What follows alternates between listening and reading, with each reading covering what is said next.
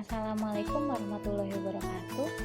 Halo teman-teman semua, perkenalkan, nama saya Rahmadina Fahira, mahasiswi Fakultas Farmasi ISTN. Pada kesempatan kali ini, saya akan memberikan edukasi mengenai penyakit diabetes mellitus. Sebelum saya membagikan lebih jauh tentang diabetes mellitus, kita perlu mengetahui apa itu diabetes mellitus tersendiri. Ya, diabetes merupakan suatu kelompok penyakit metabolik dengan karakteristik hiperglikemia atau peningkatan kadar gula di dalam darah hingga melebihi batas normal yang terjadi karena kelainan sekresi insulin. Lalu, mengapa di dalam tubuh kita terdapat gula? Kita sebagai makhluk hidup tersusun atas unit terkecil yang juga hidup, atau sering kita sebut dengan istilah sel. Untuk menyusun kebutuhan aktivitas kita sehari-hari berasal dari aktivitas sel tubuh kita yang kompleks. Untuk kelangsungan hidup dan aktivitas sel, sel membutuhkan sebuah makanan untuk membuat tenaga atau energi, dan makanan yang digunakan sebagai sumber penghasil energi adalah gula. Gula bukan hanya berasal dari makanan yang manis-manis seperti apa yang biasa kita pikirkan, akan tetapi sebagian besar berasal dari makanan pokok yang kita makan, dan makanan penghasil gula yang sangat tinggi sering juga disebut sebagai makanan tinggi kalori.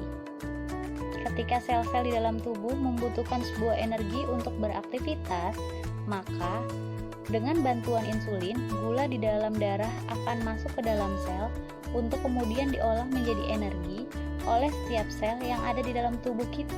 Lalu, apa itu insulin? Insulin adalah sebuah hormon yang dihasilkan oleh salah satu kelenjar endokrin yang disebut dengan pankreas. Dan kadar insulin akan selalu disesuaikan dengan kadar gula dan tingkat energi yang dibutuhkan oleh tubuh. Jika diibaratkan, sel adalah sebuah rumah, kemudian gula adalah manusia, maka insulin adalah kunci untuk membuka pintu masuk ke dalam rumah tersebut, sehingga tanpa kunci, tentu manusia tidak akan bisa masuk ke dalam rumah dan akan terus berada di luar. Maka bisa diambil kesimpulan bahwa insulin adalah sebuah syarat agar gula bisa masuk ke dalam sel yang kemudian akan diolah menjadi energi. Diabetes mellitus memiliki klasifikasi yaitu diabetes mellitus tipe 1, diabetes mellitus tipe 2, dan diabetes mellitus gestasional. Diabetes mellitus tipe 1 merupakan diabetes yang disebabkan oleh kerusakan sel beta pankreas sehingga tubuh tidak dapat menghasilkan insulin atau insulin yang dihasilkan sangat sedikit. Sedangkan diabetes mellitus tipe 2 yaitu yang cenderung disebabkan oleh resistensi insulin di mana sel tubuh menolak sinyal dari insulin sehingga sekresi insulin menjadi berkurang.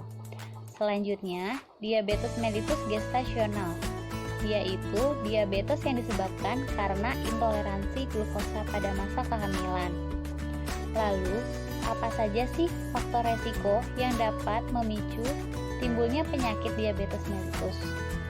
Berikut merupakan faktor resiko terjadinya penyakit diabetes mellitus. Di antaranya adalah yang pertama ada kegemukan, yang kedua aktivitas fisik yang kurang atau kurangnya berolahraga, yang ketiga ada dislipidemia, yang keempat ada riwayat keluarga atau keturunan, yang kelima serta pola makan buruk atau makan makanan yang tinggi gula. Faktor resiko ini dapat saling berkaitan ya. Misalnya, seseorang mengalami kegemukan akibat pola makan buruk, yaitu asupan kalorinya melebihi kebutuhan.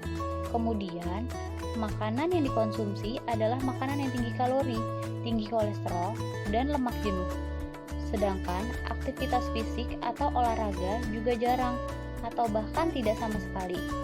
Hal tersebut tentu saja dapat memicu timbulnya kelompok penyakit seperti dislipidemia, apalagi dalam satu kelompok keluarga terdapat anggota keluarga memiliki riwayat penyakit diabetes.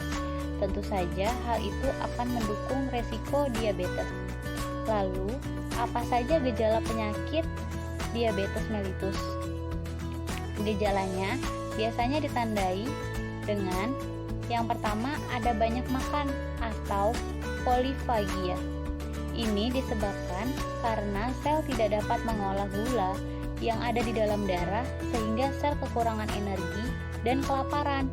Maka sistem otak akan menanggapi kondisi tersebut dengan sensasi lapar yang terus-menerus sampai sel cukup mendapatkan energi. Akibatnya, gula di dalam darah akan terus meningkat tanpa bisa diolah. Inilah sebabnya orang penderita diabetes banyak makan, tetapi berat badan tidak bertambah dan cenderung menurun. Yang kedua, banyak minum atau polidipsia. Ini disebabkan karena kondisi darah yang terlalu kental akibat gula. Secara otomatis, juga sistem keseimbangan cairan tubuh akan berusaha mengurangi kepekatan darah dengan meningkatkan asupan cairan di dalam tubuh. Akan tetapi, tentu tubuh memiliki batas tampung untuk menampung cairan yang masuk, sehingga kelebihan cairan yang melampaui batas tampung akan segera dikeluarkan melalui proses berkemih. Yang terakhir, ada sering buang air kecil atau poliuria. Intinya, semakin banyak yang diminum, maka akan semakin banyak juga yang dibuang. Adapun gejala tambahan yang lain yang sering muncul diantaranya ada kebas, pegal, gatal, kulit kering, kemudian badan lemas, serta penglihatan yang kabur. Untuk mengetahui apakah seseorang mengalami diabetes, perlu dilakukan pemeriksaan langsung melalui pengambilan sampel darah yang dimana terbagi menjadi 3 kategori pemeriksaan. Di antaranya, yang pertama gula darah sewaktu. Pemeriksaan ini dilakukan kapanpun tanpa memperhatikan kapan terakhir kita makan. Yang kedua, ada gula darah puasa, yang dimana kita diharuskan sekurang-kurangnya tidak memakan makanan apapun kecuali air putih selama tidak kurang dari 8 jam.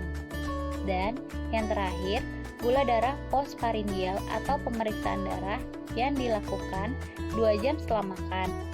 Jenis obat yang biasa digunakan adalah obat pendorong produksi insulin, obat untuk peningkatan sensitivitas sel terhadap insulin, dan obat pengganti insulin. Untuk DM tipe 1 harus menggunakan insulin setiap hari untuk mengendalikan kadar gula darahnya. Untuk DM tipe 2, umumnya obat yang digunakan adalah obat minum atau oral seperti metformin, glimepiride, pioglitazone, dan akarbos. Adapun komplikasi dari penyakit diabetes mellitus meliputi gangguan syaraf mata, gangguan ginjal dan syaraf, hipoglikemia, dan penyakit kardiovaskuler. Namun tenang, penyakit tersebut dapat dicegah dengan cara makan makanan yang sehat dan melakukan aktivitas fisik secara teratur. Selain itu, minum obat yang teratur sesuai anjuran dokter atau petugas kesehatan juga penting, serta cek gula darah secara teratur untuk mengetahui perkembangan dari penyakitnya.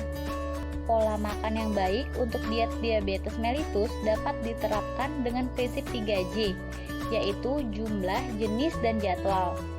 Jumlah merupakan jumlah makanan yang dikonsumsi, itu disesuaikan dengan berat badan dan hasil konseling gizi, jadi disesuaikan dengan kalori yang dibutuhkan oleh tubuh. Jenis merupakan jenis makanan yang dikonsumsi itu harus disesuaikan, yaitu misalnya makanan rendah kolesterol, glycemic index, serta tinggi serat. Usahakan hindari gula dan olahan makanan yang tinggi gula, atau boleh mengkonsumsi gula namun dengan jumlah yang terbatas. Kemudian jadwal, yaitu jadwal makanan sebaiknya 3 kali sehari. Makanan utama disertai dengan 2 kali selingan rendah glycemic index. Untuk bahan makanan yang dianjurkan diantaranya adalah sumber karbohidrat kompleks, yaitu nasi merah, roti, mie, kentang, dan gandum. Namun tetap dibatasi sesuai kebutuhan untuk mencegah meningkatkan kadar gula darah. Kemudian sumber protein rendah lemak seperti ikan, ayam tanpa kulit, susu skim, tempe, tahu, dan kacang-kacangan. Untuk sumber lemak dibatasi dengan pengolahan yang mudah dicerna, seperti dipanggang, kukus, rebus, dan bakar. Jangan lupa disertai sayuran dan buah dan indeks vitamin serta air mineral yang cukup. Baik teman-teman sekalian, demikian penjelasan dari saya. Terima kasih telah mendengarkan dengan baik. Semoga ilmu yang saya sampaikan dapat bermanfaat dan sebagai langkah untuk mencegah penyakit diabetes mellitus. Sekian penjelasan dari saya, kurang lebihnya mohon dimaafkan. Wabillahi taufiq wal hidayah. Wassalamualaikum warahmatullahi